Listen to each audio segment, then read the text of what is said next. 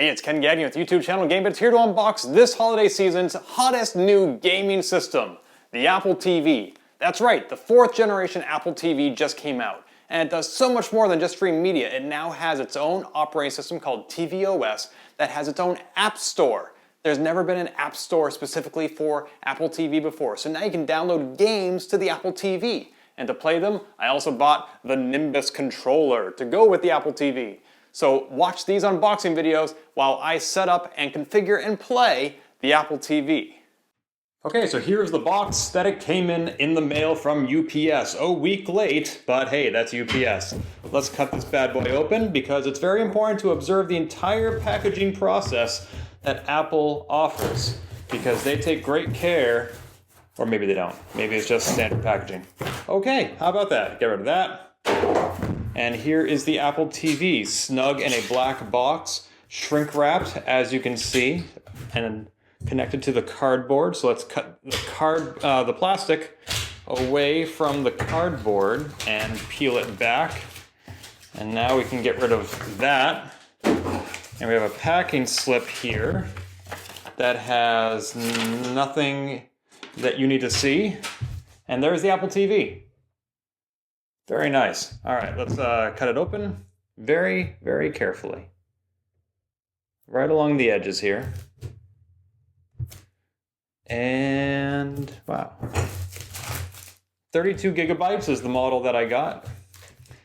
And that comes off, and now it's just the Apple TV, just you and me. It is down to you, and it is down to me. And it comes right off like that. Wow, this is a very compact package. I've never owned any Apple TV before. This is my first experience with this product of any model. So let's pop it out. That's the whole Apple TV right there. It's, as always, tons of plastic. I'm now peeling off. And there's the Apple logo, of course, in case you forget whose it is. So Apple TV there, and Apple logo there. Actually at 180 degrees from each other, which is interesting. You don't flip it that way because otherwise it's upside down. Cool. So there's, looks like perhaps some more plastic for me to peel off. Let's see, I'm having a hard time finding where it begins. Right here, I think. There we go. And that goes around the entire perimeter. Okay, and now I've exposed the ports. So now I have HDMI, Ethernet over here, power right here, and USB right there. Wonderful. So very compact. It's going to go in great with my entertainment center, as you'll see momentarily. But there's more in the package, so let's not get away from this too soon.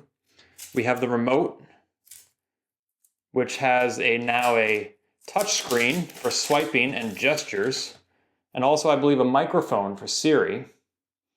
I think the microphone is on here, not the Apple TV. So pretty simple menu setup. It's just, or rather button configuration, just a menu and volume, microphone, so yep, there it is. Play or pause, and I'm not quite sure what that button is. Perhaps to, I don't know, we'll find out. Apple is pretty intuitive. If I don't read the manual, I'm sure I can just figure it out. So there's the power cord. No brick, which is great. And also at the very bottom of the box is, let's get started, a very skimpy instruction manual, which is not surprising for an Apple product. That's it in its entirety. So that item I didn't recognize was the home button. So menu and home. There we go. We got some Apple stickers, which come with almost every product. Really doesn't show up well on the video because it's white on white. Some warnings about electricity and seizures, probably. A lightning cable. Is there a lightning? Oh, so you can charge the remote, just like you would any other Apple device. Why is that not plugging in? Ah, it's at this end. There we go. So there, this goes in like that. You can even plug it right into the Apple TV to charge it, because it has a USB port. Wonderful. And that should be it that's in the box. Now, one thing you'll notice is not in the box is an HDMI cable. There's no way to connect this to my TV.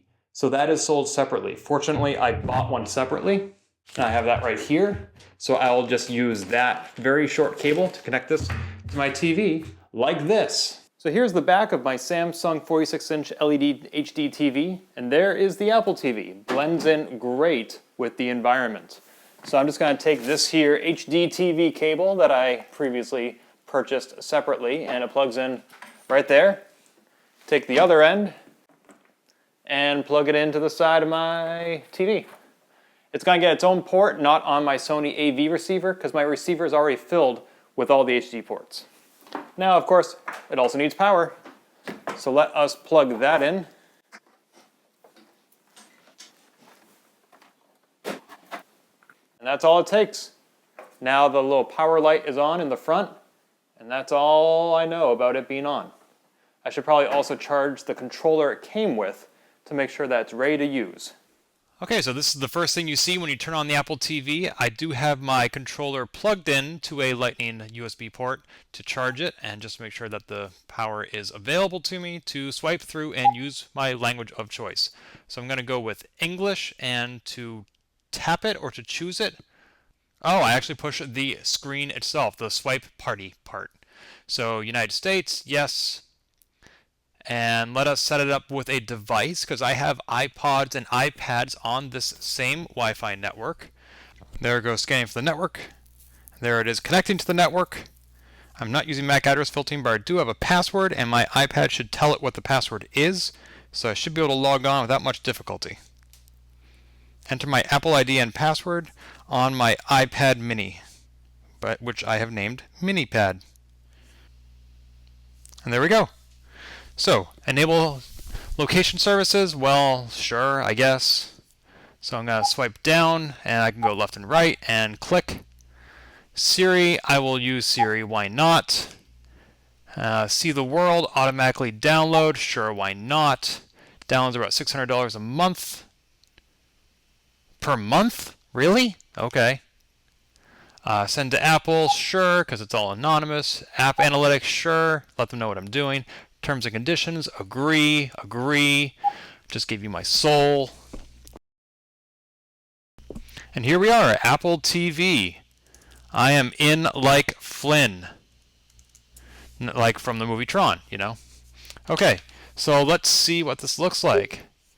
Settings. Always go to the settings first, that's what I do. Just make sure everything's working the way I want it to. Privacy. That's everything I just set up pretty much. I just click menu to go back one. Restrictions, I am an adult. I don't need restrictions. HDCP, don't see an option for that. VoiceOver, accessibility, reduce motion. Huh. Well, my Apple TV shouldn't be motioning because it's a stationary device. Sleep after 1 hour. Screensaver, what other other types? Okay, so just photos mostly. I don't have many of those in my iCloud. About is where I find my serial number, my IP address, and my MAC address, which I will not be showing you. Haha. Managed storage, not often necessary because of Apple slicing, or rather app slicing. Apple will take care of that for me. Set automatically. Whoops. Why does it think I'm in Cupertino when I'm in Boston? It should set that automatically, and it didn't. So let's fix that. I can't seem to select that, probably because it's set to automatically. Now I can select it. Cupertino B. No. Let's erase all that. And let's set it to Boston.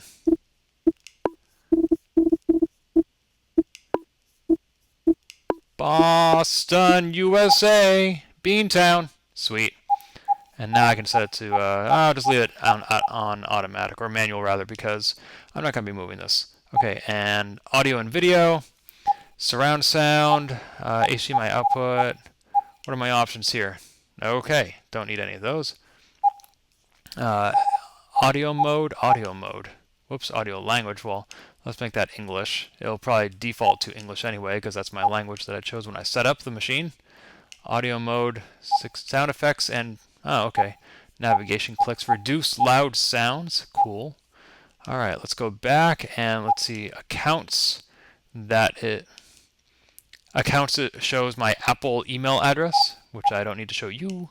Remotes and devices. And let's see. Turn on your TV with your remote. Volume control. All right. Apps. Automatically update. Yes. Music. Repeat music. Sound check. Okay. Let's see. Network also shows my MAC address, my IP address, etc. System updates. Okay, let us search for some apps and see what games we can get on here. So, categories, games. I want games. We got Rayman Adventures, we have Lumino City, we have Guitar Hero, Live, we have a Star Wars game. What game is that? What was that? Oh, it's Disney Infinity. Meh, don't need that. I don't have any toys to play it on. Is that Geometry Wars 3, which I've already played on my PS4? Transistor, $10. I already have that on PS4, but I should probably buy it here just so I have something to play. Mr. Jump, Peg Battle, Sky Whales, Tennis in the Face. Okay, so this looks a lot like the kinds of games you'd find on iOS. They're not iOS games. These games have been specifically ported to tvOS. But I will probably be playing some Transistor later. Beneath the Lighthouse, almost looks like you have to build a ship. I'm going to download the Pluto app because that is the channel where I can find the Mystery Science Theater 3000 Turkey Day Marathon. So got to get that. Pluto. There it is. And now I can watch 6 episodes of Mystery Science Theater all day on November 26th. So yes, get that. Oh, password. There, entered my password. Now it's going to download Pluto. And never require. Because if this is not like a mobile device that I'm going to forget in a taxi cab. This is going to stay right here, and I can trust whoever's using it. Because they've already gotten into my house.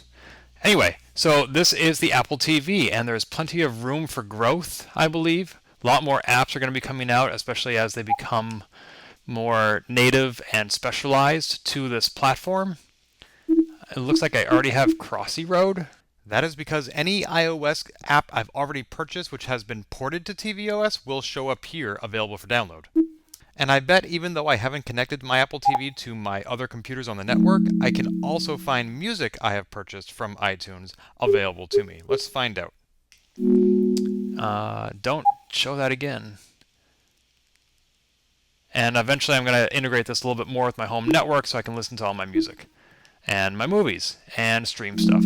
Cool. I can download music that I've already purchased from iTunes to my Mac or iPod. Sugar, and there it is. sugar, sugar, butter, sugar.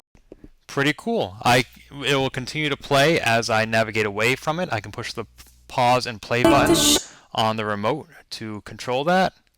And that's pretty neat. Oh, let's try Siri.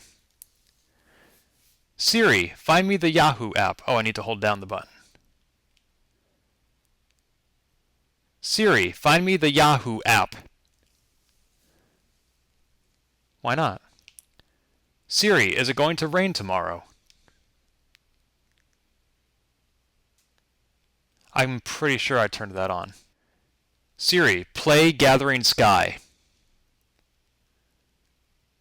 What? I can't help you with music? Help.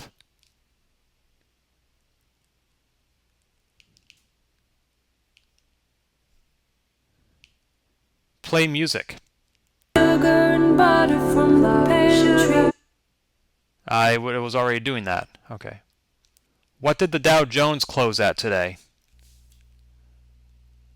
Okay. This is something of great interest to my father and not at all to me. So I need to figure out how to talk to Siri. I obviously don't need to open every command with Siri. But there's a lot more that this app can do, I hope. I really hope. But yeah, that is all my music right there. So if you've ever wondered what it is Ken Gagne of YouTube channel Gamebits listens to, there you go. So there's much, much more that Apple TV can do, but this is where I'm going to stop today and go play some games. So thanks so much for watching YouTube channel Gamebits.